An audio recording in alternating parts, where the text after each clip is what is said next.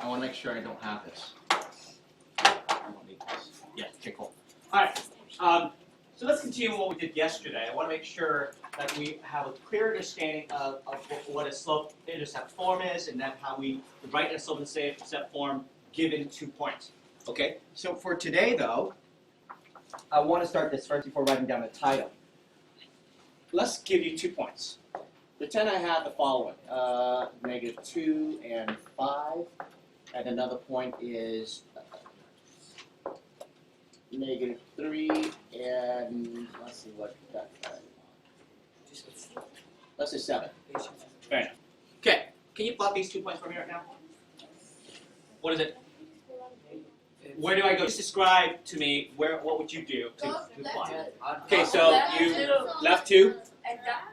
Up 5. So left 2, 1, 2, 3, 4, 5, up 5, right there. Okay, so that is this point. And what else? Go left. Left 3 Up 7. and up 7. Okay, just right here. Fair enough? Yes. Okay. So I'm just going to go ahead and take this line right here and extend it and kind of show you what it looks like. Hopefully you see it. No, I should change the color too, huh? What's the color property? Green. Make it purple. Oh yeah. Oh, something brighter. Yeah. Oh yeah. Oh yeah. Oh yeah. Okay, fair enough. Oh yeah. Okay, so let's pretend I have that line. Make sure everything looks good. Okay, so pretend I have that, okay? You tend to see the line, you see the slope as well. Not exactly the value of the slope, but at least you know that the slope of this line is what do you expect the slope to be? Negative. It's a negative value. So since you're like dying to know, wait, okay, it's a negative, but can I know the exact value? How do I find the exact value of the slope? Subtract. Okay, let's set up a subtraction problem. Since I already have it lined up this way, might as well just start our subtraction problem right here, right? Yes. So let's subtract. What is -2 minus -3? Okay, please, this is like the most crucial step. I see a lot of people making this mistake, and so if you have to write it out, please write it out. If not, you will make that mistake. So please, -2 minus -3, I have to write it. It's going to look like this. What will that become? 1. Positive 1. What over here? 5 minus 7. -2. -2. So, how do I put this together to form my slope? Rise over run. So I know my slope is rise over run. Or, you can do that dance, the column No, and you the did it wrong. dance, like the Macarena dance kind of deal. But, no, okay, you don't remember that. It's okay. So how would you put this together to form your slope? Which value is on top of the other? -2. Okay, so -2 on top of 1, which simplified to? -2. -2. So do you agree right now that the slope of this particular line is -2? Watch what happened though. If I use the -2, which is down 2 and 1 right, right? Watch. Down 2, 1 right. Down 2, 1 right. Down 2, 1 right. Down 2, 1 right. Down 2, 1 right. You see it? Like math because it all comes together. It's all come together. Right. So notice that if you use the slope and you have an anchor point already, you can actually find a lot of points, more points on the same exact line. But we don't want to have to keep on doing this forever. We want, in fact, to come up with an equation that would describe this line. Remember, this line doesn't stop at the end of this graph. It actually extends forever into space. An equation will allow us to describe that line. Okay? So, how do we start setting up our equation? How do we find our equation? So what's the next step now? Y equals M. Thank you. So we're going to start with this form, and I said, okay, y equals to m times x plus b. What is this form called again? Slope-intercept. Slope-intercept. What do we have already? We have slope. The slope. What else do we have? Intercept. Okay, pretend you don't see this. Oh, okay. Let's say pretend it's not even there. We'll verify if it's true or not. But what else do we have? The y and the x, right? Oh, we have a point. Actually, we have 2 points, but all you have to do is just pick one to use. So let's plug in what we have. We have a slope of -2. What about the x and y value? Which one would you want to use today? -2 and 5. Okay, so let's use -2. Where would you replace the -2 of the x? So it's going to be right here. And the 5 would go to the y, right? Not b. It's x and y, remember? X and y, right? Let's solve. How do I solve?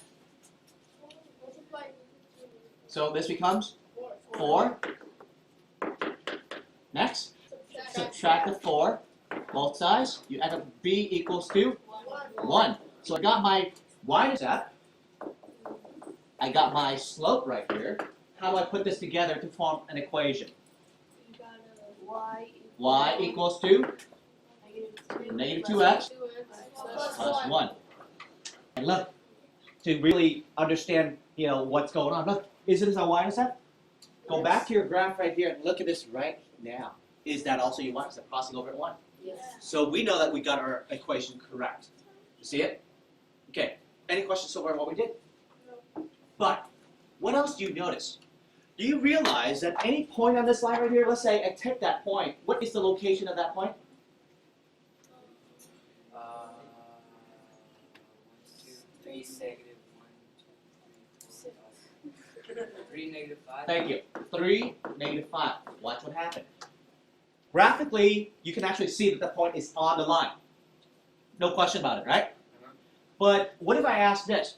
Can you verify that it's on the line without graphing? Then you have to go back to this equation. This equation describes this red line. Is that true? How do you know that the point is on the line? Well, guess what? Let's test it. If you take that point and replace the x and y, let's replace. What would you replace the y with? Negative 5. Negative 5. What would you replace the x with? 3. 3. Watch what happened.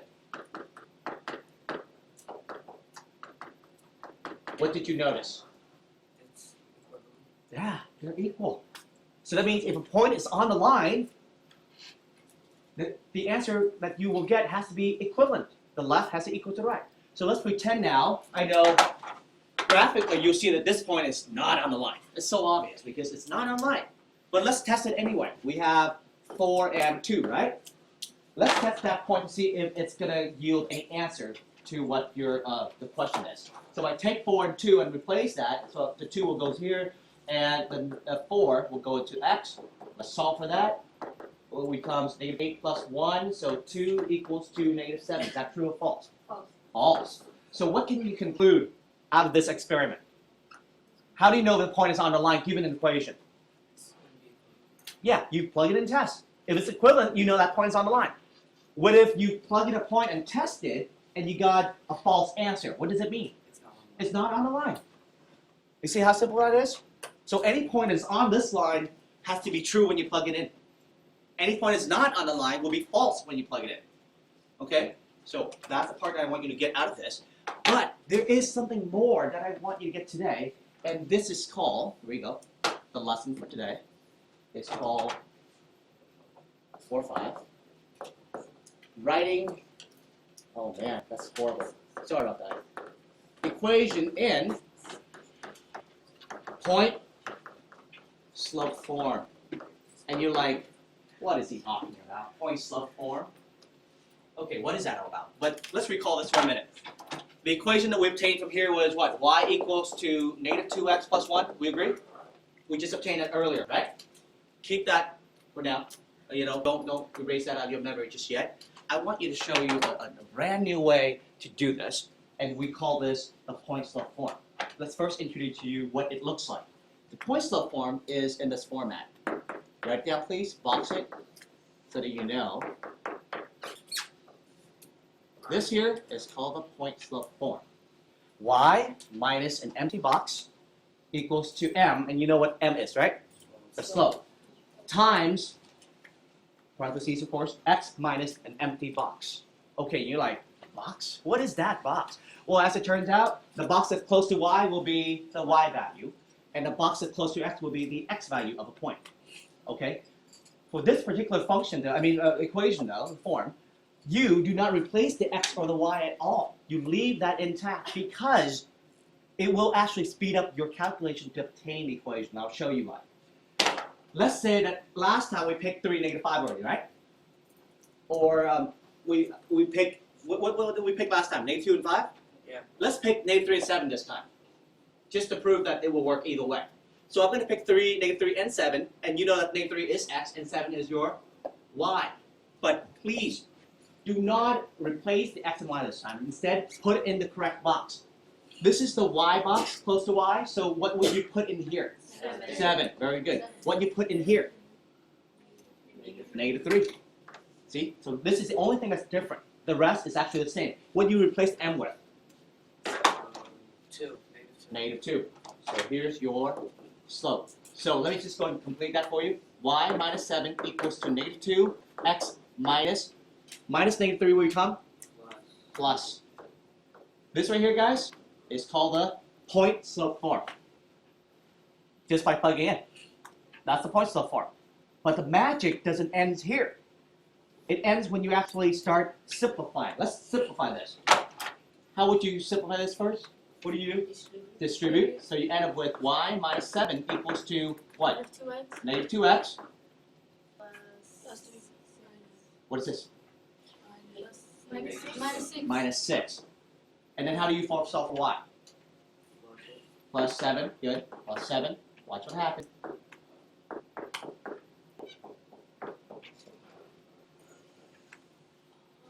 Look over here.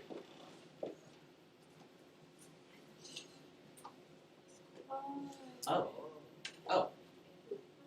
So, notice we spend a lot of time solving for b over here, right? And then we plug it back to put into the slope and set format. Over here, though, if we start with the point slope form, put in a point, put in a slope, and we solve it all the way to y by itself, you also got yourself the slope intercept form in one problem. Okay? So this is the beauty of the point slope form. Okay? However, there is another thing that I need to mention about point slope form. Let me just go and kind of clear this up a little bit to make some room here. Is that from the point slope, from the slope intercept form, notice we just converted back to the slope intercept form. We can do more than that, and that particular the next step that I want you to convert into is called the standard form. Now, perhaps you don't remember what it is, which is fine. We'll talk about that. But I need you to write this rule down for me, please, for standard form. So this is the last form I want you to remember, and we call this a standard form. The first rule that I need you to remember is that I need to have all my variables to one side in order. Okay, you know what in order means? What? What does it mean in order? Variables, meaning in this case, x and y. How do I order the x and y? Oh, X then y. Yeah, exactly. Not y and x. Alphabetical order. That's what I'm talking about.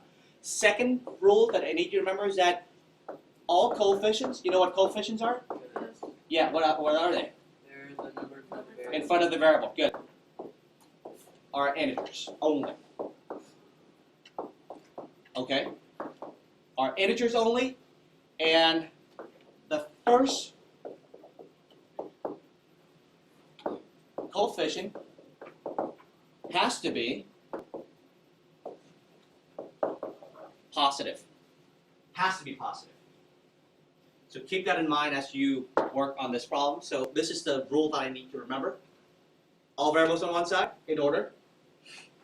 And your coefficients must be integers. No decimal, no fractions. And the first term, the first coefficient anyway has to be a positive value, not a negative value. Okay, so if you remember that, then you can actually go back here and say, does this actually satisfy the first rule? Do I have all variables to one side? No, I don't. So how do I move all the variables to one side? What would you move over? Yeah, how do you move -2x over? Good. So because this is all term, you add it over, right? Okay, so you add the 2x over.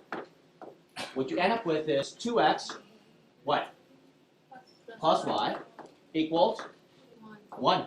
I look at this right here and say, did I satisfy the second rule? Do I have all the coefficient integers? Yes. Is the first one a positive? Yes. Yes. And this right here that we just obtained is called the standard form. This is what standard form looks like. So it's just another one extra step that you have to do to turn it to standard form. So if I happen to ask you to convert your equation to standard form, that's what I'm looking for. All the variables to one side, the coefficients are all integers, the first term is a positive coefficient. That's it. So to generalize this form, it looks like this all the time. So this is what we call standard form. Okay, notice all the x and y are to one side. A, B, C, notice they're all integers. The first one is actually a positive. Okay. So this is the overall format about what it is that I want you to understand and to be able to do. Any questions on this at all? Is that the same thing as subtracting? Huh? Is that the same thing as subtracting? What means the same thing subtracting? You put the I move this term over, right? Because I need to rearrange it to make it look like this. The x and y terms are all on one side. Okay? Notice that what you're getting here, first of all, this is a point slope form. When you solve for y, this is the slope intercept form. And then when you start moving all the variables to one side and satisfy these two rules that I have over here, that's what we call the standard form. So 3 different forms that you have to remember. Point slope, slope intercept, standard. It's actually in that order. You're going to have a point slope form first before you convert to slope intercept. Then from slope intercept back to, all the way to standard form. And you can actually go backwards. From standard form, you can actually solve for y and go back to slope intercept. Okay? Kind of like that. Clear on that part? Okay. I'm going to stop right here, however. I'm going to do one more example with you.